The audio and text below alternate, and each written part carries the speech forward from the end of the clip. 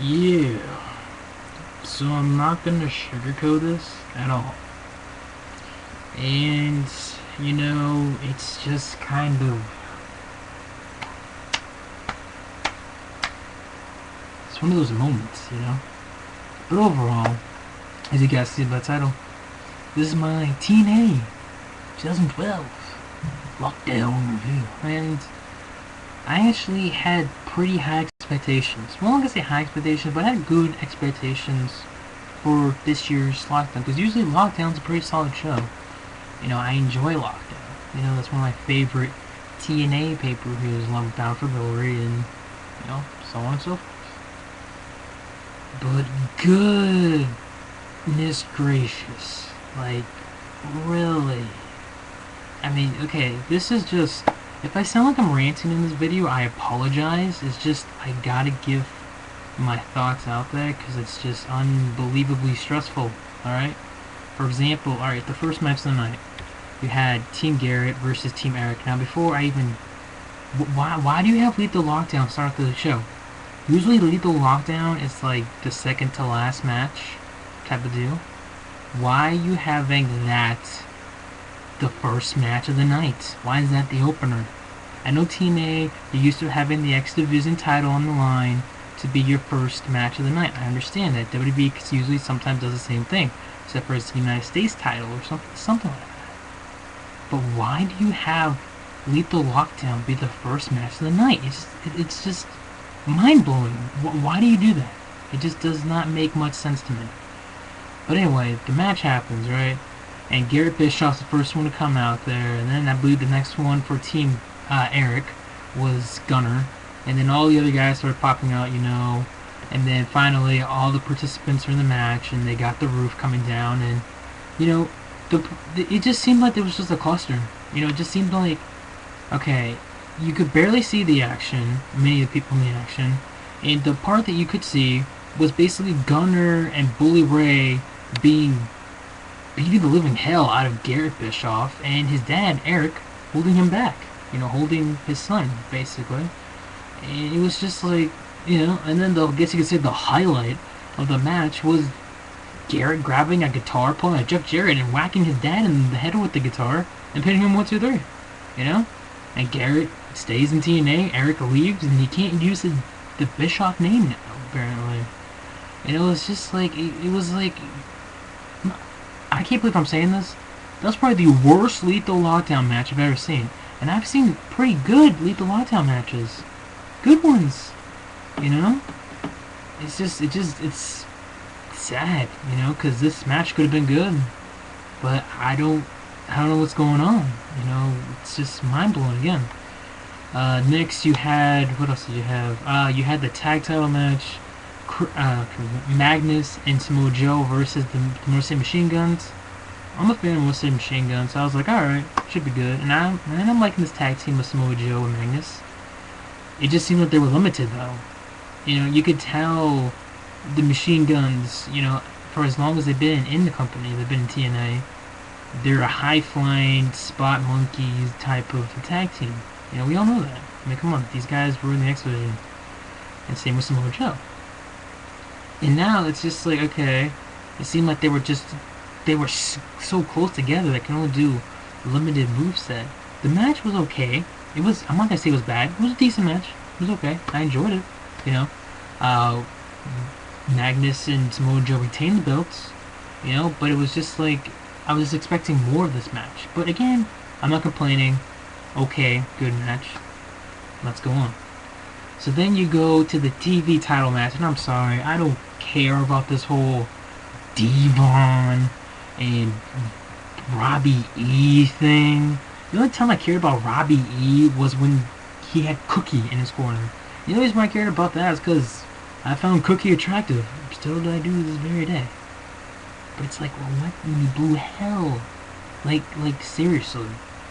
It just doesn't make any freaking sense to me. It's just this. I didn't care about the match. The match lasted like 5 minutes. Devon wins by a spine buster. Then after the match, Robbie T. Yes, Rob Terry. Robbie T. That's his name for all you don't know. was beating up on Devon. And after the match was over, that was actually after the match was over and whatnot. So Robbie E and Robbie T got the last words. I guess you could say last laugh. It's just like, what the hell, you know? Anyway, then you had then you had the knockouts match. You had Velvet Sky finally getting her rematch versus Gail Kim. Now, as you guys know, I am not the biggest fan on earth when it comes to Gail Kim, but I do admit she can put out some good matches. But it was just like with this match, it was just dragging on. I mean, especially with Madison. Like, goddamn, Madison Rain freaking being behind the cage, just screaming left and right. I know that's her character. She's supposed to be doing that. But good lord, like, like I was trying to pay attention to the match, and all I could hear was like, screaming. Like, what the hell? But anyway, the match was alright. You know, believe it or not, it had a good, good spot with I think it was Velvet that hit her with the power bomb on the top rope on Gail Kim. I was like, wow, I was actually impressed. I was like, wow, not bad. You know, Gail did take a nasty bump, but then out of nowhere, you know, Gail Kim rolls her up. You know, and I'm thinking to myself, like, wow, don't get me wrong, Gail Kim is talented, like I said, but it seems like ever since she's gotten to TNA is basically saying, haha, WWE, we're doing something you wouldn't do, and that spoiled the hell out of freaking Gail Kim. I'm sorry. You guys have heard me since day one. I do not like Gail Kim in the ring. I think she's overrated. I think people on the internet and YouTube, YWC, whatever you want to call it, have just kind of blown her out of proportions, you know, with their talents. Now, am I saying she's still talented by the sky? Yes.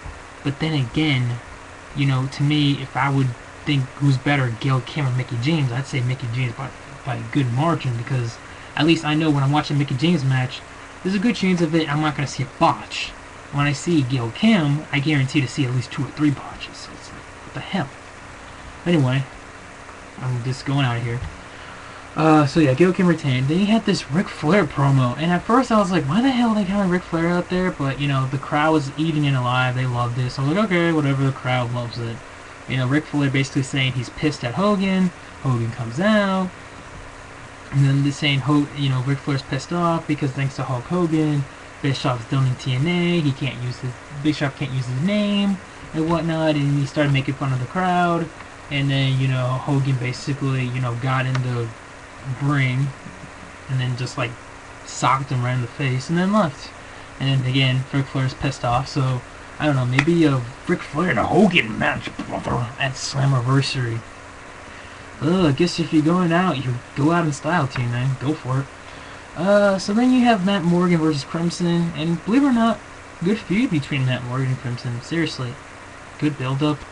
The match itself was okay. It's just the ending was kind of like, what the hell? You know, Matt Morgan's foot, and I understand, like, that you have Crimson, who's still undefeated, but you have freaking Matt Morgan's foot stuck in the middle of the freaking, you know, on the top rope, whatever, the middle of the rope, and then Matt and Crimson just laughing, basically, and he's keeping out of the cage. It's like, yeah, it's one of those WTF moments. But whatever, Crimson's still undefeated, but here's the problem. People still keep, to this day, I think, compare Crimson's undefeated streak to Goldberg's. You can't compare that, in my honest opinion.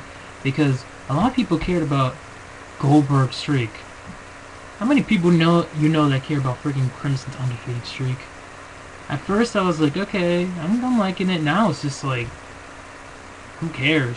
You know, just, ugh. But then, again, comes a bright spot. We have Jeff Hardy versus Kurt Angle. As you guys know, obviously it's steel cage, because all matches are steel cage matches. And my god, this match was great. This match was good. I enjoyed every second of it. This was just like a spot fest. You know, you had Kurt Angle, you know, injured and all. Remember he was injured. You know, doing all these suplexes and whatnot. I think he did one off the top rope. You know, Jeff Hardy did, 2 Swanton bombs, and then you had, you know, Jeff Hardy pulling Kurt Angle in the ankle lock, and then you had Twist of Fate, and, you know, it just seemed like this match was going back and forth. And I enjoyed it. I thought it was good. I thought it was entertaining. And, you know, it put a smile on my face, you know, I think the first time in the whole night, it put a smile on my face. I was like, wow, you know, thank you, Kurt Angle and Jeff Hardy, for performing very well. And Jeff Hardy won, which I thought was good because remember, Angle won at Victory Road, so Jeff Hardy wins this match. So maybe they'll have a rubber match at Sacrifice. Who knows? But good matchup with both these guys. And then you have the Knockouts Tag Team title match. Oh god, the newlyweds, ODB and Eric Young. I've been this before. Why the hell is Eric Young a male, freaking one half of a female tag team championships? That's like saying Santino Morella is one half of like the Divas tag title champions, whatever. But versus Rosita and Sarita. Whew, man, they're fine. So let me tell you that. But the match.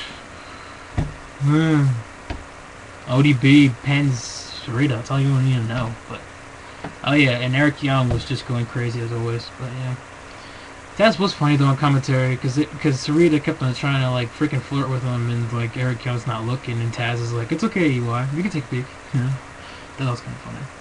So then you have the match that everybody was talking about, the World Heavyweight title match, Storm versus Roode, World title. Great feud, great build up, great video package in the beginning of the show. To start off the show, and even before the match, again, good video package. These two cut a great promo on Impact, and this is what I always notice, guys, with TNA. When it comes to Impact, they put off good, good, decent, sometimes great shows. But when it comes to pay-per-views, they struggle. I don't know what's going on.